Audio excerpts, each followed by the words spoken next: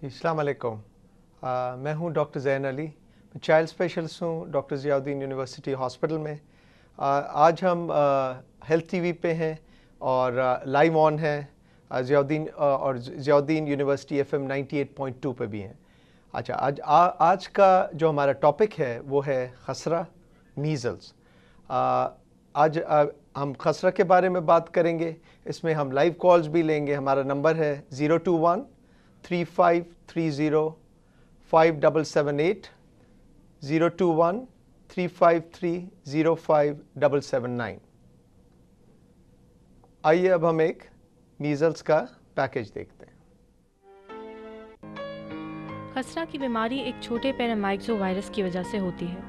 ये बीमारी एक मरतबा हो जाने की सूरत में आम तौर पर उम्र भर के लिए क़ुव्वत मुदाफ़ियत इंसानी जिस्म में पैदा हो जाती है, जिसकी वजह से दीगर वायरस बीमारियां अमूमन दूसरी दफ़ा बहुत कम होती हैं। ये बीमारी इंतहाई मुतादी है और बच्चों को फ़ौरन लगती है और वबा की सूरत में फैलती जाती है। बहुत छोटे बच्चों के लिए बहुत तकलीफ़देह साबित हो सकती है। खसरा की वजह से कई बच्चे जान से जाते हैं, जिसकी ख़ास वजह नमूनिया होता है, जो कि खसरा की एक पेचीदगी है।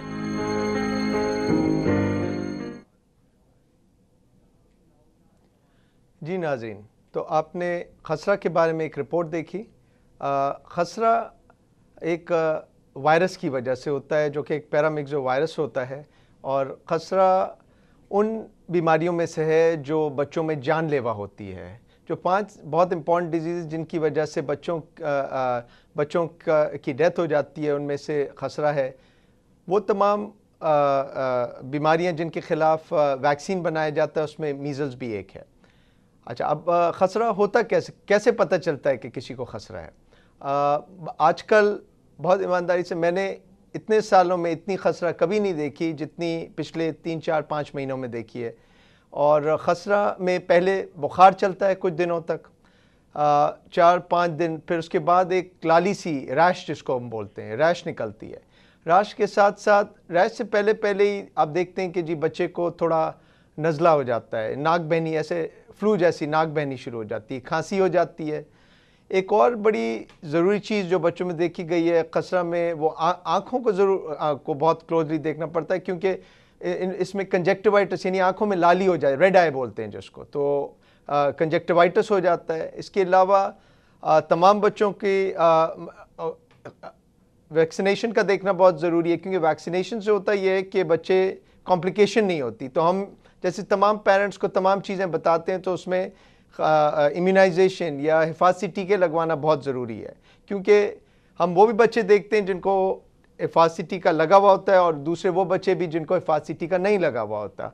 तो जिन बच्चों को हिफाजती टीका लगा हुआ होता है वो तो फिर भी, क्योंकि जब एक टीका लगता है तो जिस्म में फाइटिंग कैपेबिलिटी या लड़ने की सलाहियत बढ़ती है। तो उससे होता ये है कि जब जरासीम एक जिस्म को अटैक करने की कोशिश करता है, तो कुछ सिक्योरिटी गार्ड्स आपकी बॉडी के बाहर होते हैं जो आपको प्रोटेक्ट करते हैं। लेकिन वो बच्चे चाहे हेल्दी भी हों, अगर उनको हिफाजती टीके नहीं लगे हुए हैं तो वो उनको कॉम्प्लिकेशंस यानी ऐसे प्रॉब्लम्स हो जाते हैं जो कि जानलेवा हो सकते हैं। जैसे पैकेज में आपको बताया गया, निमोनिया उनमें से एक है। उसमें क्या होता है कि बुखार, लाली के साथ साथ सांस लेने में तकलीफ़ होनी शुरू हो जाती है। तो सांस लेने में होता यह है कि जो है बच्चा दूध नहीं पी सकता, पसली चलनी शुरू हो जाती है। इसके अलावा कुछ बच्चे जो है उनको जो है उनका सेंसोरियम यानी मतलब ऑल्टर हो जाता है, वो जो इन्फेक्शन है दिमाग की तरफ चला जाता है, जिसकी वजह से उनको एंसेफेलाइटिस, कॉमन चीज़ें, और कान का इन्फेक्शन हो सकता है उनको।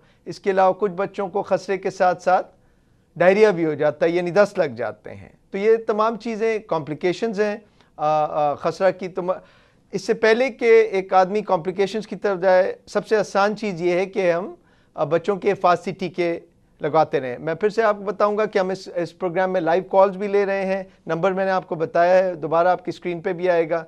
तो अगर आपका कोई सवाल है इस खसरा के बारे में, तो उसके बारे में हमसे मालूम कीजिए, ताकि आपकी खसरा की नॉलेज में या आपको पता रहे, क्योंकि जिनके भी छोटे बच्चे हैं उनको उन तमाम बीमारियों के बारे में पता होना चाहिए जो कि बच्चों की होती हैं और जानलेवा होती हैं।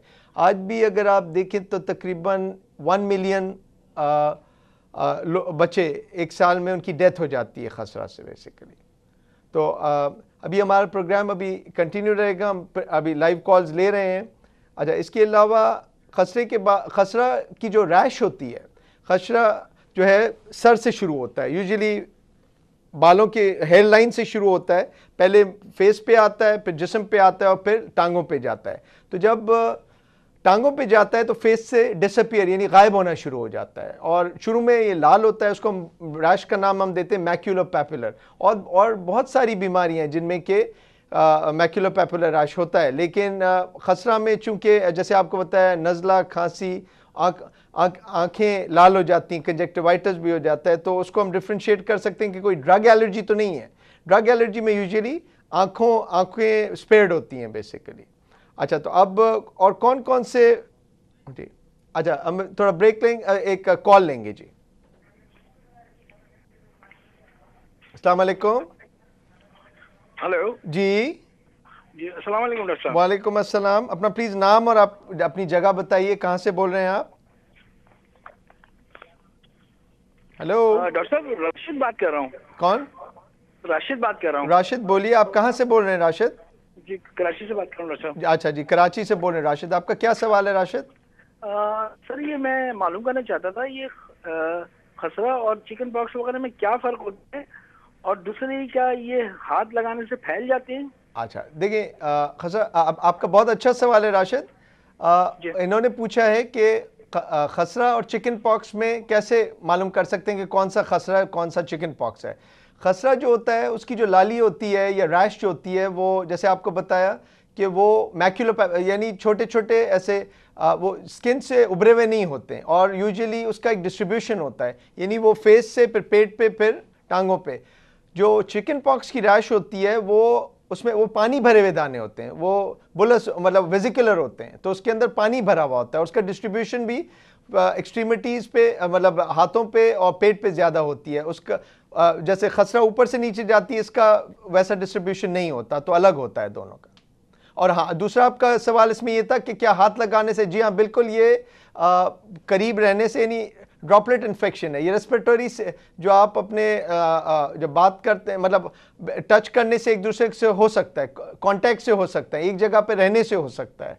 तो इसीलिए चाहे चिकन पॉक्स हो चाहे खसरा हो, दोनों में पेशेंट को आइसोलेट कर दिया, आइसोलेट का मतलब है अलग कर दिया जाता है, मतलब उसको एक कमरे में कर दिया जाता है ताकि घर में और जो भी दूसरे छोटे बच्चे हैं या कोई ऐसी ख़वातीन हैं जो कि प्रेग्नेंट हैं, ये तमाम उसके करीब ना आए ताकि उनको खसरा ना लगे, क्योंकि ये कांटेक्ट से होता है। ठीक है जी।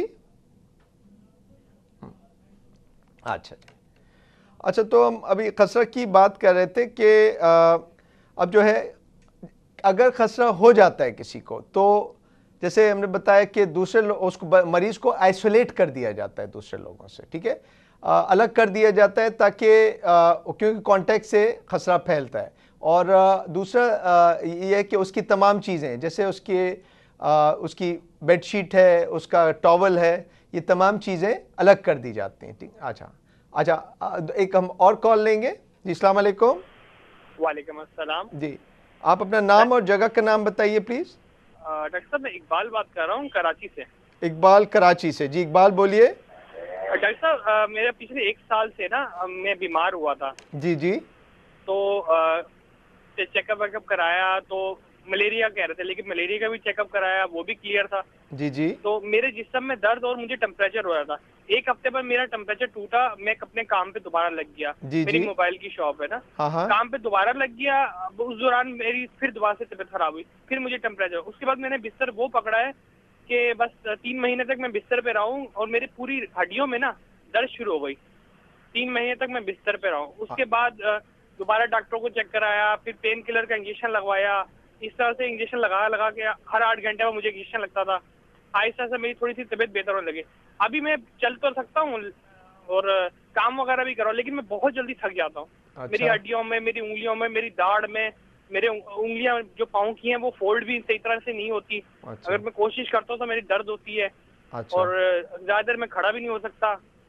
मतलब जिस्म की हर एक हड्डी जो है ना वो दर्द करती है मेरी। अच्छा देखिए, आप जिस तरह बता रहे मतलब वो प्रॉब्ली कोई सिस्टमिक इलनेस लग रही है, मतलब क्योंकि आप जिस तरह बता रहे हैं आपके जिस्म का हर हिस्सा इन्वॉल्व है, तो मतलब बेहतर ये होगा आप या तो किसी रिमेटोलॉजिस्ट जो कि जोड़ों के डॉक्टर होते हैं, आप जिस तरह बता रहे हैं हड्डियों और जोड़ों में प्रॉब्लम हो रहा है, रिमेटोलॉजिस्ट या किसी अडल्ट फिजिशियन को बता दीजिए। तो आई थिंक आपके यकीनन जो टेस्ट हुए हैं वो भी लेकर चले जाइए ताकि वो आपका टेस्ट डॉक्टर साहब सॉरी टेस्ट बिल्कुल क्लियर है। और मैंने एक डॉक्टर को दिखाया था तो उन्होंने ये कहा था कि शुरू की 2 उंगलियां या पाँव का अंगूठा, इन दोनों तरफ से अगर आपने ठंडा पानी यूज किया होगा तो ठंडे पानी से उसकी जो ठंडक है ना वो अंदर पहुंच जाती है हड्डियों में। उसके यहाँ से जो लिक्विड होता है, हर हड्डी के बीच में लिक्विड होता है एक, उसके अंदर गैस भर जाती है जिसकी वजह से तुम्हारे पूरे जिस्म में ना दर्द रहेगी और तुम तो काफी बेहतर हो और इससे ज्यादा बेहतर तुम हो नहीं सकते, उन्होंने ये कहा है। अब देखिए जितने भी टेस्ट करवा लिए मैंने सब क्लियर आ रहे हैं, किसी में कुछ नहीं ऐसा आ रहा। अच्छा देखिए, आपको बेहतर ये होगा कि आप जैसे आपको बताया, क्योंकि आपका प्रॉब्लम फ़ोन से नहीं हल हो सकता, आपको जाकर किसी रिमेटोलॉजिस्ट जोड़ों के या हड्डियों के डॉक्टर या फिजिशियन इन्फेक्शन 2-3 लोगों को दिखाना पड़ेगा आपको, और वो फिर आपका मे बी केस मिलकर सॉल्व कर सकते हैं। ठीक है, अच्छा जी, ठीक है जी। तो ये थे इकबाल जी कराची से, उनका हमने जवाब दिया। अच्छा, अब इसके अलावा कॉम्प्लिकेशंस की हमने बात की, तो इससे पहले कि किसी को कोई इतना मेजर इशू हो, बेहतर ये होता है कि उसकी मतलब अब अगर किसी को खसरा हो जाए तो अब क्या किया जाए। एक तो जैसे आपको बताया आइसोलेट कर दिया जाए पेशेंट को। इसके अलावा अगर एक बच्चा है जिसको कि खसरा निकल आई है, अब दवाएं इसकी सिम्टोमेटिक होती हैं। सिम्टोमेटिक यानी बुखार है तो बुखार का इलाज किया जाएगा, खांसी है तो खांसी का इलाज किया जाएगा।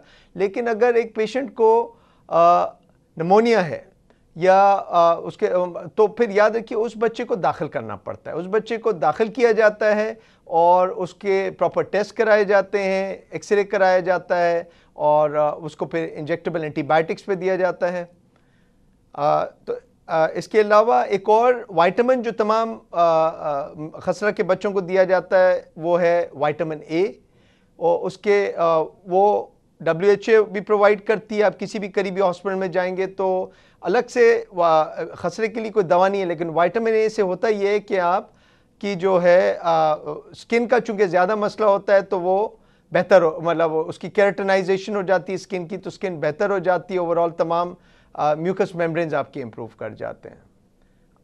अच्छा, अब यहाँ पर हम एक ब्रेक लेते हैं। ब्रेक के बाद इस डिस्कशन को कंटिन्यू रखेंगे और फिर आपके मज़ीद सवालात लेंगे।